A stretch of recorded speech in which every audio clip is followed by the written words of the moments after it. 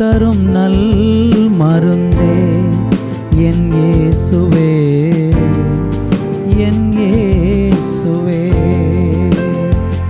ஜீவன் தரும் நல் மருந்தே என் இயேசுவே, என் இயேசுவே. வழியும் சத்தியமும் ஜீவனுமானவர், வழியும் சத்தியமும் ஜீவனுமானவர். நித்திய ஜீவனை நம்மில் தருபவர், நித்திய ஜீவனை நம்மில் தருபவர். ஜீவன் தரும் நல் மருந்தே என் இயேசுவே, என் இயேசுவே.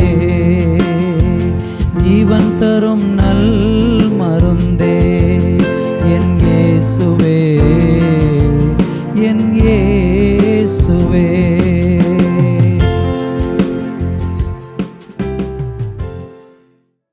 Thoothukudi revival Christian assembly ministries வழங்கும் ஜீவன் தரும் நல்மருந்து என்ற இந்நிகழ்ச்சிக்கு உங்களை அன்புடன் வரவேற்கிறோம். இன்றைய நிகழ்ச்சி உங்களுக்கும் உங்கள் குடும்பத்திற்கும் ஆசீர்வாதமாக இருக்கும் என்று நாங்கள் நம்புகிறோம். இப்பொழுதும் நமது ஊழியர் கே. சந்தோஷ் அவர்கள் வழங்கும் தேவி செய்தி இதோ உங்களுக்காக.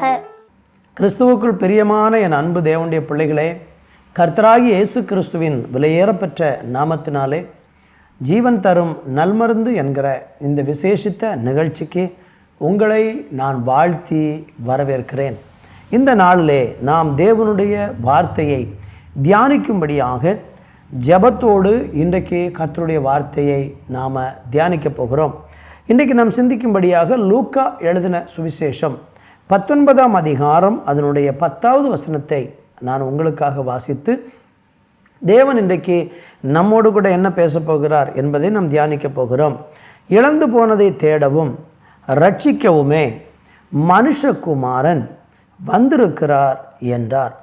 அன்பு தேவ பிள்ளைகளே, வாசித்து கேட்ட இந்த வேத வசனத்திலே ஆண்டவராகிய இயேசு கிறிஸ்து இந்த உலகத்திற்கு வந்த பிரதானமான நோக்கத்தை இந்த வேத வசனம் நமக்கு வெளிப்படுத்துகிறது.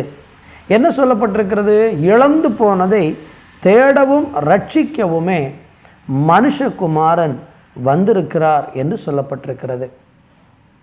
ஆண்டவராகிய இயேசு கிறிஸ்து இந்த உலகத்தில் வந்ததனுடைய பிரதான நோக்கம் என்பது மனுஷனை ரட்சிப்பதற்காக அவர் இந்த உலகத்தில் வந்தார். இன்னும் சொல்லப்போனால் இயேசு கிறிஸ்து யார் என்ற கேள்விக்கு ஒரே வார்த்தையில் பதில் சொல்வோமானால் அவர் இரட்சகராக இந்த உலகத்திற்கு அவர் வந்தார். ரட்சிப்பை குறித்து இன்றைக்கு சில காரியங்களை நாம் பார்க்க போகிறோம். மனுஷ வாழ்க்கையில் ரொம்ப முக்கியமான பிரதானமான ஒரு காரியம் என்னவென்றால் ரட்சிப்பு அல்லது பாவத்திலிருந்து உண்டாகிற விடுதலை.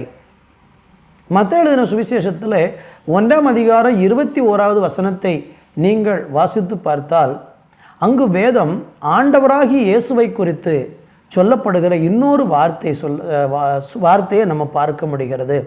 அது என்னவென்றால் ஆண்டவராகிய இயேசு கிறிஸ்து ஜனங்களுடைய பாவங்களை நீக்கி அவர் ரட்சிப்பார் என்று சொல்லப்பட்டிருக்கிறது.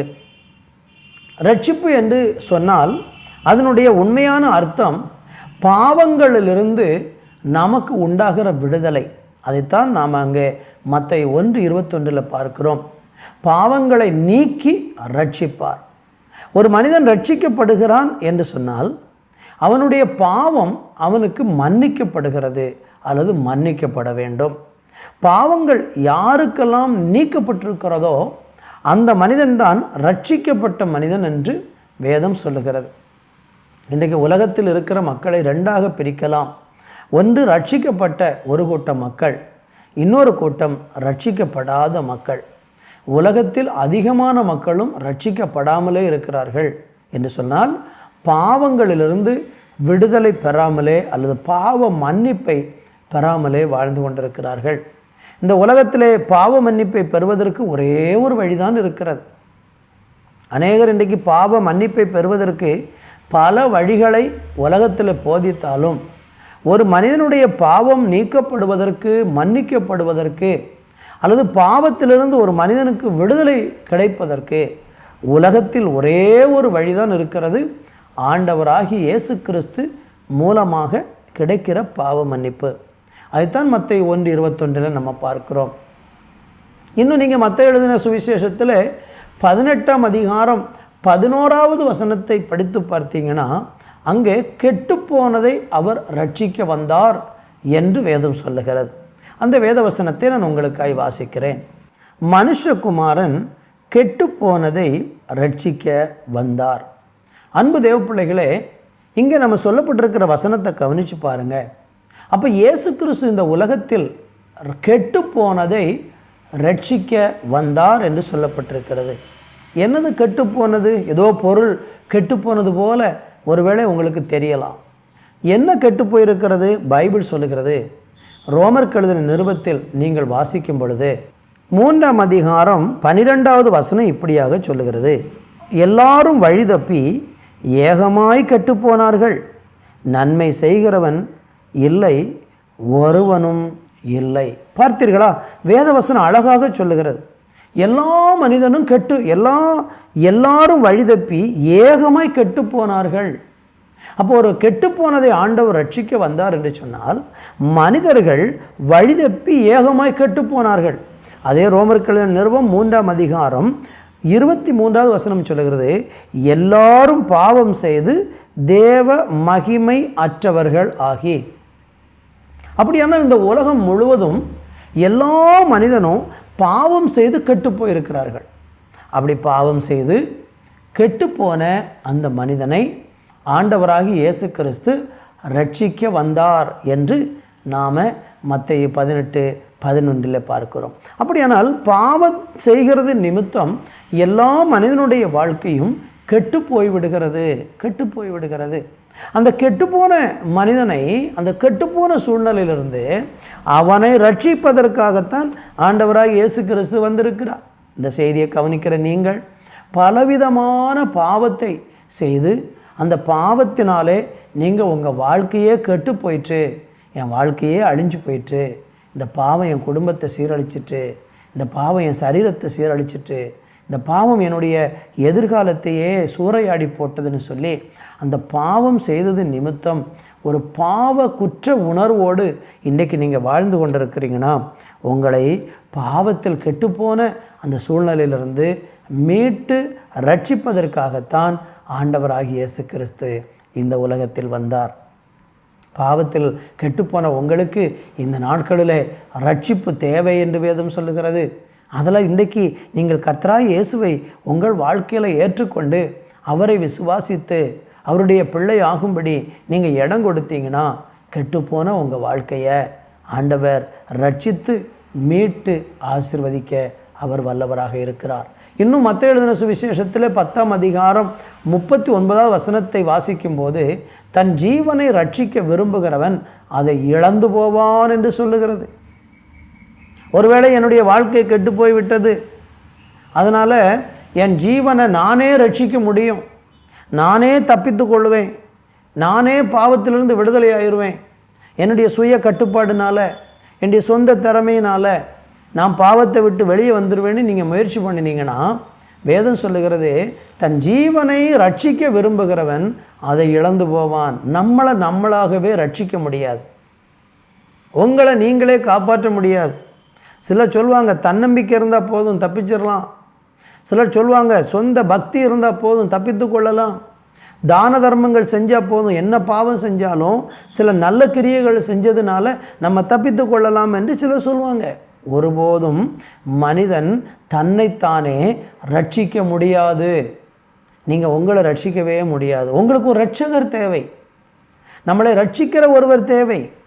நம்மளை பாவத்திலிருந்து, சாபத்திலிருந்து, அழிவிலிருந்து நம்மளை மீட்கிறதற்கு ஒருவர் தேவை. ரோமருக்கு எழுதின நிருபம் 7ஆம் அதிகாரத்தில் வாசிக்கும்போது 18வது வசனத்தை படிக்கிறேன். அது எப்படி எனில், என்னிடத்தில், அதாவது என் மாம்சத்தில் நன்மை வாசமாக இருக்கிறது இல்லை என்று நான் அறிந்திருக்கிறேன். நன்மை செய்ய வேண்டும் என்கிற விருப்பம் என்னிடத்தில் இருக்கிறது, நன்மை செய்வதோ என்னிடத்தில் இல்லை. அடுத்து சொல்கிறார், ஆதலால் நான் விரும்புகிற நன்மையை செய்யாமல் விரும்பாத தீமையையே செய்கிறேன். அந்தபடியே நான் விரும்பாததை நான் செய்தால் நான் அல்ல, எனக்குள் வாசமாக இருக்கிற பாவமே அப்படி செய்கிறது. பார்த்தீங்களா? அப்போ மனுஷனுக்குள்ள நல்லது செய்யணும்னு ஆசை இருக்கிறது. சுயமாக நல்லது செஞ்சு நன்மை செஞ்சு ரட்சிக்கப்பட்டுடலாம், அப்படி நல்ல மனுஷனை மாறிடலான்னு முயற்சிக்கிறாங்க. முடியாது. பைபிள் அப்படி தான் சொல்லுது. பவுல் சொல்கிறார், என்னால் முடியலை, நான் எவ்வளோ முயற்சி பண்ணினேன், என்னால் முடியலை. அடுத்து 24 வசனத்தில் வாசிக்கும்போது, நிர்பந்தமான மனுஷன் நான், இந்த மரண சரீரத்தில் நின்று யார் என்னை விடுதலையாக்குவார்? பார்த்தீங்களா? அப்போ மனுஷனுக்கு யாராயிலும் ஒரு ஆள் விடுதலையாக்க வேணும். அந்த விடுதலையை கொடுக்கிற, ரட்சிக்கிற, அந்த ரட்சிப்பை தருகிற, மனிதனுடைய சொந்த முயற்சியினால் மீட்பை அடைய முடியாததுனால அந்த மனிதனை மீட்பதற்காக இந்த உலகத்திற்கு இரட்சகராக வந்தவர் தான் ஆண்டவராகிய இயேசு கிறிஸ்து. வேதவசனம் ஏசாயா 59:1 சொல்லப்பட்டிருக்கிறது, ரட்சிக்கக்கூடாதபடிக்கு அவருடைய கை குறுகி போகவில்லை. தேவனால் ரட்சிக்க முடியும். தேவனால் நிச்சயமாக நம்மளை ரட்சிக்க முடியும். அவர் இரட்சகர். அவர் ரட்சிக்கக்கூடாதபடிக்கு அவருடைய கை குறுகவில்லை. அவர் நம்மளை ரட்சிக்க வந்த தேவன் என்று வேதம் சொல்லுகிறது. எரேமியா தீர்க்க தரிசன புஸ்தகத்தில் 8ஆம் அதிகாரம் 20வது வசனத்தை வாசித்து பாருங்க. அறுப்பு காலமும் சென்றது, கோடை காலமும் முடிந்தது, நாமோ ரட்சிக்கப்படவில்லை. அன்பு தேவ பிள்ளைகளை, நம்முடைய வாழ்க்கையில் எவ்வளவு காலங்கள் நமக்கு கொடுக்கப்பட்டிருக்கு. உங்களுக்கு ஆண்டவர் எத்தனை காலங்களை கொடுத்துருக்கிறாரு? அறுப்பு காலமும் சென்றது, கோடை காலமும் முடிந்தது. ஆனால் என்ன செய்யலை? நம்ம ரட்சிக்கப்படலை. வாலிப வயது வந்தது, அப்புறம் குடும்பஸ்தரானீங்க, இன்னும் காலங்களெல்லாம் தேவன் உங்களுக்கு தீர்க்காயுசு ஆயுசு காலங்களை கொடுத்துக்கிட்டே இருந்தார். ஆனாலும் இன்னும் என்ன செய்யவில்லை? நாம் ரட்சிக்கப்படவில்லை. அநேகர் இன்றைக்கு காலங்களை தாழ்த்தி கொண்டிருக்கிறாங்க. தேவனுடைய ரட்சிப்பு உங்களை தேடி எத்தனையோ முறை வந்தது. ஆண்டவர் நீங்கள் ரட்சிக்கப்படணும்னு விரும்பி எத்தனையோ முறை உங்களிடத்தில் அவர் தம்முடைய வார்த்தையை கொண்டு பேசினார். நீங்கள் வேதத்தில் லூக்கா 8:12 படித்து பாருங்கள். அவர்கள் விசுவாசித்து ரட்சிக்கப்படாதபடிக்கு பிசாசு என்ன செய்தான் என்றால் அவருடைய இருதயத்திலிருந்து வார்த்தையை, வசனத்தை எடுத்து போடுகிறான் என்று சொல்லப்பட்டிருக்கிறது.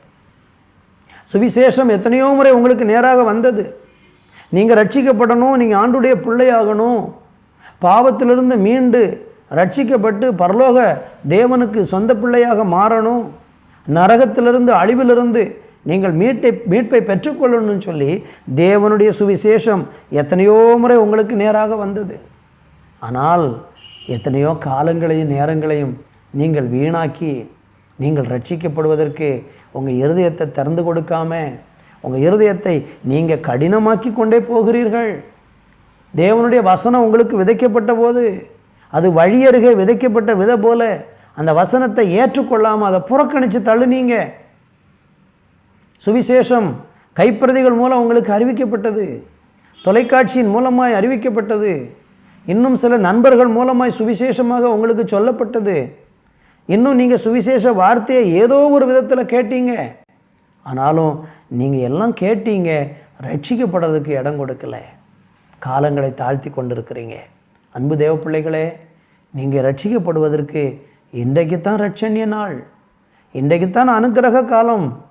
இன்றைக்கி நீங்கள் மனம் திரும்புறதுக்கு உங்கள் வாழ்க்கையில் இடம் கொடுப்பீர்கள் என்று சொன்னால் இன்றைக்கு நீங்கள் ரட்சிக்கப்பட முடியும். நீங்கள் ரட்சிக்கப்பட்டால் மட்டும்தான் பாவத்தின் சம்பளமாகிய அந்த கொடிய மரணத்திலிருந்து நீங்கள் மீட்பு பெற முடியும். ரோமருக்கு எழுதின நிருபத்தில் நம்ம வாசிக்கும் பொழுது 6ஆம் அதிகாரம் அதனுடைய 22, 23 வசனத்தை வாசிக்கிறேன். இப்பொழுது நீங்கள் பாவத்தில் நின்று விடுதலையாக்கப்பட்டு தேவனுக்கு அடிமைகள் ஆனதினால் பரிசுத்தமாகுதல் உங்களுக்கு கிடைக்கும் பலன், முடிவோ நித்திய ஜீவன். பாவத்தின் சம்பளம் மரணம், தேவனுடைய கிருபை வரமோ நம்முடைய கர்த்தராகிய இயேசு கிறிஸ்துவினால் உண்டான நித்திய ஜீவன். அன்பு தேவ பிள்ளைகளே, இந்த வசனம் என்ன நமக்கு சொல்லுகிறது? நீங்கள் பாவத்தில் நின்று விடுதலையாக்கப்பட்டு தேவனுக்கு அடிமையானதுனால உங்களுக்கு கிடைக்கிற பலன் என்ன? பரிசுத்தமாகுதல் உங்களுக்கு கிடைக்கிற பலன். முடிவில் நீங்கள் என்ன செய்வீர்கள்? நித்திய ஜீவனை அடைவீர்கள். ஒரு மனிதன் பாவத்தில் நின்று அவன் விடுதலையாக்கப்பட்டு தேவனுக்கு அடிமையாக மாறி அவன் ரட்சிக்கப்படும் பொழுது அவனுக்கு தேவன் கொடுக்கிற பாக்கியமான முடிவு என்ன? நித்திய ஜீவன். ஆனால் ஒரு மனிதன் பாவத்தில் வாழ்ந்து பாவத்தை விட்டு மனம் திரும்பாமல், பாவத்திலிருந்து விடுதலை பெறாமல், பாவத்திலே வாழ்ந்து ரட்சிக்கப்படாமல் இருக்கிறான் என்றால் அந்த மனிதனுக்கு பாவத்தின் சம்பளம் மரணம் என்று சொல்லப்பட்டிருக்கிறது. மரணம் என்றால் என்ன?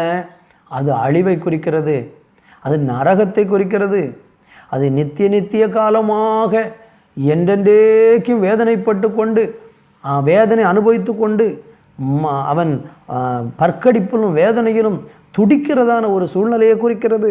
என் அன்பு சகோதர சகோதரிகளே, இன்றைக்கு ஆண்டவர் நீங்கள் ரட்சிக்கப்பட வேண்டும் என்று விரும்புகிறார். அவரை சொந்த இரட்சகராக நீங்கள் ஏற்றுக்கொள்ள வேண்டும். ரட்சிக்கப்படுவதற்கு எங்கு செல்லுவது? அப்போஸ்தலர் நடபடிகள் 4ஆம் அதிகாரம் 12வது வசனம் சொல்லுகிறது, வானத்துக்கு கீழே பூமியிலே இயேசு கிறிஸ்துவின் நாமமே அல்லாமல் ரட்சிக்கப்படுவதற்கு வேற ஒரு நாமம் இல்லை என்று சொல்லப்பட்டிருக்கிறது. இந்த பூமியில் ரட்சிக்கப்படுவதற்கு ஒரே ஒரு வழிதான் உண்டு, ஒரே ஒருவரால் மட்டும்தான் முடியும். அவர்தான் ஆண்டவராய் இயேசு கிறிஸ்து. இந்த பூமியில் இயேசு கிறிஸ்துவை தவிர வேற ஒரு இரட்சகர் யாரும் வரவில்லை. ரட்சிப்பதற்கு இந்த பூமியில் யாரும் வரவில்லை. இயேசு கிறிஸ்து மாத்திரம்தான் நம்மளை ரட்சிக்க வந்தவர். அவரை நீங்கள் ஏற்றுக்கொண்டால் மட்டும்தான் நீங்கள் ரட்சிக்கப்பட முடியும். ஆண்டவர் என்ன விரும்புகிறார்? 1 தீமோத்தேயுவுக்கு எழுதின நிருபம் 2ஆம் அதிகாரம் 4வது வசனத்தை படித்து பாருங்கள். வேதம் சொல்லுகிறது, எல்லா மனிதனும் ரட்சிக்கப்பட வேண்டும். படித்தவர்களாகிய நீங்கள் ரட்சிக்கப்பட வேண்டும், படிக்காதவர்களாகிய நீங்கள் ரட்சிக்கப்பட வேண்டும். வாலிபனாய் இருக்கிற நீ ரட்சிக்கப்பட வேண்டும். வாலிப தங்கச்சி நீ ரட்சிக்கப்படணும். எல்லாரும் ரட்சிக்கப்படணுங்கிறது தேவனுடைய விருப்பமாக இருக்கிறது. எனவே இந்த நாட்களிலே நீங்கள் ரட்சிக்கப்படாமல் இருக்கிறீர்கள் என்றால் அந்த ரட்சிப்பை பெற்றுக்கொள்வதற்கு இன்றைக்கு இயேசு கிறிஸ்துவை உங்களுடைய சொந்த இரட்சகராக, கடவுளாக, தேவனாக ஏற்றுக்கொண்டு பாருங்கள், நீங்கள் ரட்சிக்கப்படுவீர்கள். அதுதான் தேவனுடைய விருப்பமாகவும் இருக்கிறது. நீங்கள் ரட்சிக்கப்பட வேண்டும். வேதத்தில் நீங்கள் படித்து பார்த்தால் எபிரேயருக்கு எழுதின நிருபம் 11ஆம் அதிகாரம் 7வது வசனத்தை வாசித்து பாருங்கள். தன் குடும்பத்தை ரட்சிப்பதற்கு நோவா என்கிற மனுஷன் ஒரு பேழையை உண்டாக்கினான் என்று வேதம் சொல்லுகிறது. நீங்கள் ஆதியாகம புஸ்தகம் 6ஆம் அதிகாரத்தில் படித்து பார்த்தால் அன்றைக்கு தேவன் உண்டாக்கின மனிதர்கள் அவர்களுடைய வழிகள் நித்தமும் பொல்லாத வழிகளாக மாறிவிட்டது. அவர்கள் தேவனுக்கு விரோதமான தீமையான வழிகளில் நடக்க ஆரம்பித்து விட்டார்கள். தேவனுடைய இருதயம் துக்கப்பட ஆரம்பித்தது. பாவத்தில் வாழுகிற மனிதனை அழிப்பதற்கு தேவன் கோபம் கொண்டார். தேவனுடைய கோபம் அவர்கள் மேல் பற்றி எறிந்தது. உடனே அவர்களுக்கு அறிவிக்கப்பட்டது, நீங்கள் எல்லாரும் நான் ஒரு பேழையை நோவா உண்டாக்கப் போகிறான், அந்த பேழைக்குள்ளே எல்லாரும் வந்து விடுங்கள் என்று நோவா மூலமாக ஆண்டவர் ஜனங்களுக்கு செய்தி அறிவித்தார், நற்செய்தி அறிவித்தார், சுவிசேஷம் அறிவித்தார். வந்து விடுங்கள், இந்த பேழைக்குள் பிரவேசிக்கிற நீங்கள் ரட்சிக்கப்படுவீர்கள் என்றார். யாருமே நோவாவுனுடைய பிரசங்கத்தை கேட்கவில்லை. யாருமே நோவாவுனுடைய சத்தத்துக்கு செவி கொடுக்கவில்லை. எல்லாரும் அவனை நிந்தித்து பரிகாசித்தார்கள். நோவா அவருடைய குடும்பம் 8 பேர் மாத்திரம் பேழைக்குள் பிரவேசித்தார்கள். மழை பெய்ய ஆரம்பித்தது. 40 நாளளவும் மழை பெய்தது. 150 நாள் வரைக்கும் பூமியின் மேலே தண்ணீர் நின்று கொண்டிருந்தது, ஜலம் நின்று கொண்டிருந்தது. ஜனங்கள் எல்லாரும் மரித்து போனார்கள். இன்றைக்கும் நோவாவை போல சுவிசேஷம் எல்லா இடங்களிலும் பிரசங்கிக்கப்படுகிறது. இயேசு கிறிஸ்துவனுடைய சுவிசேஷம். இயேசு கிறிஸ்து ஒருவரே மெய்யான தெய்வம். இயேசு கிறிஸ்து ஒருவரே இரட்சகர். இயேசு கிறிஸ்து ஒருவரே பாவத்திலிருந்து விடுதலை கொடுக்கிறவர். இயேசு கிறிஸ்து ஒருவரே மனிதனை மீட்க உலகத்துக்கு வந்த இரட்சகர். இயேசு கிறிஸ்துவினாலே அல்லாமல் வேற ஒருவராரும் ரட்சிப்பு இல்லை என்கிற அந்த சுவிசேஷமானது உலகமெங்கிலும் இன்றைக்கு எல்லா மொழி பேசுகிற மக்களுக்கும், எல்லா இன மக்களுக்கும், எல்லா ஜனங்களுக்கும் அறிவிக்கப்படுகிறது. ஆனால் அநேகர் இதை கேட்பதில்லை. ரட்சிக்கப்படுகிறவர்கள் இன்றைக்கு கொஞ்சம் பேர் தான் இன்றைக்கு சுவிசேஷத்தை ஏற்றுக்கொள்ளுகிறார்கள். கேட்டுக்கு போகிற வழி விசாலமும் அதன் வழியாய் பிரவேசிக்கிறவர்கள் போகிறவர்கள் அநேகரும் என்று வேதம் சொல்லுகிறது. ஜீவனுக்கு போகிற வாசல் இடுக்கமும் வழி நெருக்கமுமாக இருக்கிறது, அதன் வழியாய் போகிறவர்கள் சிலர் என்று சொல்லப்பட்டிருக்கிறது. இந்த செய்தியை கேட்கிற அன்பு சகோதரனே, ஜீவனுக்கு போகிற அந்த வாசல் வழியாக பிரவேசிக்கிற சிலரில் நீ வர வேண்டும், உன் குடும்பம் வர வேண்டும். அன்றைக்கு உலகமே அழிக்கப்பட்டது, 8 பேர் மாத்திரம் ரட்சிக்கப்பட்டார்கள். இன்றைக்கு சுவிசேஷத்தை கேட்டு இயேசு கிறிஸ்துவாகிய மெய் தெய்வத்தை ஏற்றுக்கொண்டு உன் இருதயத்தில் அவருக்கு நீ இடம் கொடுத்தால் இன்றைக்கு நீ ரட்சிக்கப்படுவாய், தேவனுடைய பிள்ளையாவாய். உனக்கு ஒரு நித்திய ஜீவனை அவர் வைத்திருக்கிறார். உன் முடிவு நித்திய ஜீவனாக இருக்கும், அல்லது உன் முடிவு நித்திய நரகமாக இருக்கும், அல்லது நித்திய வேதனையாக இருக்கும். வேதவசனம் சொல்லுகிறது, 1 நாளாகம புஸ்தகம் 16:23 வாசித்து பாருங்கள். ரட்சிப்பை சுவிசேஷமாய் அறிவியுங்கள் என்று சொல்லப்பட்டிருக்கிறது. இன்றைக்கு ரட்சிப்பை சுவிசேஷமாக உங்களுக்கு அறிவித்து கொண்டு வருகிறோம். நாங்கள் ஒரு நாள் இயேசுவை அறியாமல் இருந்தோம், ரட்சிக்கப்படாமல் இருந்தோம், பாவத்து இச்சைகளிலே வாழ்ந்து கொண்டிருந்தோம். ஆனால் சுவிசேஷத்தை ஏற்றுக்கொண்டோம். சுவிசேஷத்தின் மூலமாய் அறிவித்த இந்த ரட்சிப்பின் செய்திக்கு கீழ்ப்படிந்தோம். இந்த இரட்சகராகிய தெய்வத்தை கடவுளாக ஏற்றுக்கொண்டு அவரை பின்பற்ற ஆரம்பித்தோம். இன்றைக்கு ரட்சிக்கப்பட்டிருக்கிறோம். ரட்சிக்கப்பட்ட நாங்கள் உங்களுக்கு அறிவிக்கிறோம், நீங்கள் ரட்சிக்கப்பட வேண்டும். சுவிசேஷமாக அறிவித்து கொண்டிருக்கிறோம். எனவே சகோதரனே, சகோதரியே, நீ ரட்சிக்கப்படுவதற்கு நீ ஒன்றும் செய்ய வேண்டியதில்லை. இயேசு கிறிஸ்து உனக்காக சிலுவையில் எல்லாவற்றையும் செய்துவிட்டார். நீ ரட்சிக்கப்படுவதற்காக அவர் எல்லாவற்றையும் செய்து முடித்து விட்டார்.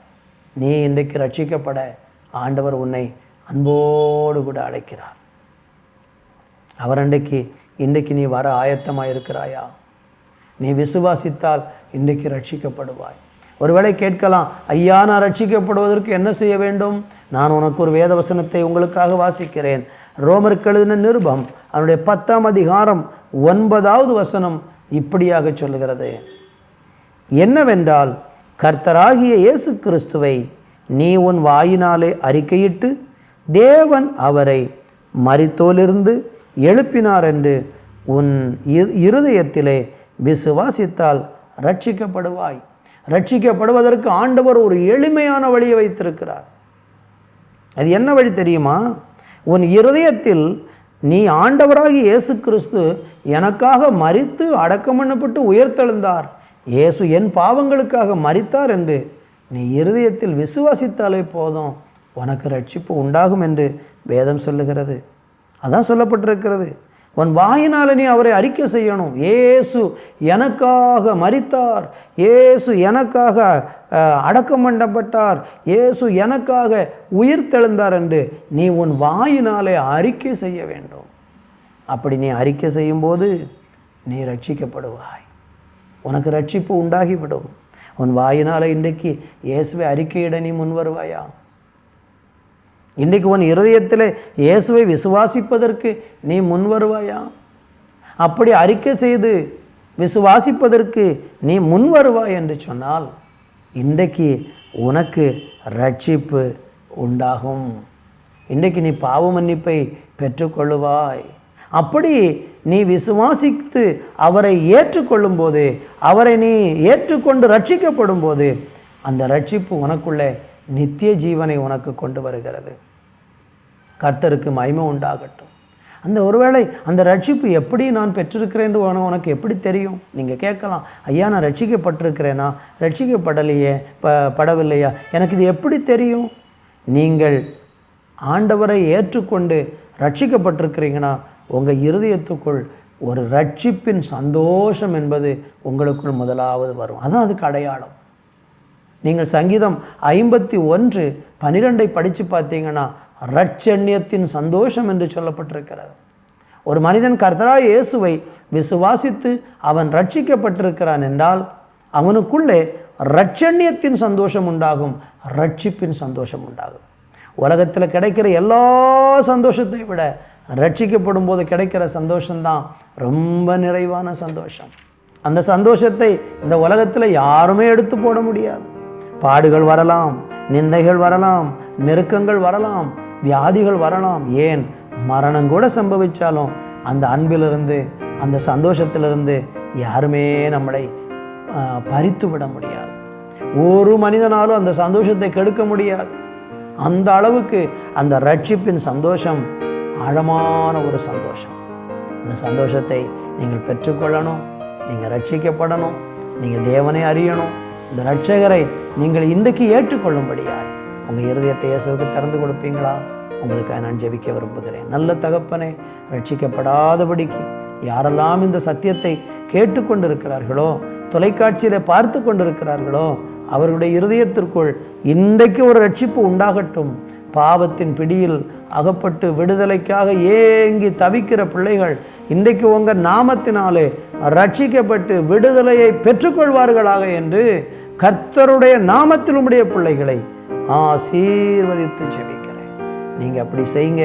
சுகத்தை கொடுங்க, விடுதலையை கொடுங்க, உலக நன்மைகளை கொடுங்க, எல்லா தேவைகளை சந்தித்து கனப்படுத்தி ஆசீர்வதித்திடும். இயேசுவின் நாமத்தில் ஜெபிக்கிற நல்ல பிதாவே, ஆமேன், ஆமேன். அன்பானவர்களே, கர்த்தருடைய வேதம் குறைவற்றதும் ஆத்துமாவை உயிர்ப்பிக்கிறதுமாய் இருக்கிறது என்று நாம் வேதத்தில் வாசிக்கிறோம். இன்றைக்கு நீங்கள் பார்த்த சத்தியமும் உங்கள் ஆவி, ஆத்துமா, சரீரத்தை நிச்சயமாக உயிர்ப்பிக்கும் என்பதில் எவ்வளவேனும் சந்தேகம் இல்லை. மீண்டும் அடுத்த வார நிகழ்ச்சிக்காக ஜெபத்துடனும் எதிர்பார்ப்புடனும் காத்திருப்போம். கர்த்தர் உங்களை ஆசீர்வதிப்பாராக. ஆமேன். Our address: Revival Christian Assembly Ministries, 17/3, Brainagar 2nd Street East, Chuchaguri. Contact 944 277 8986.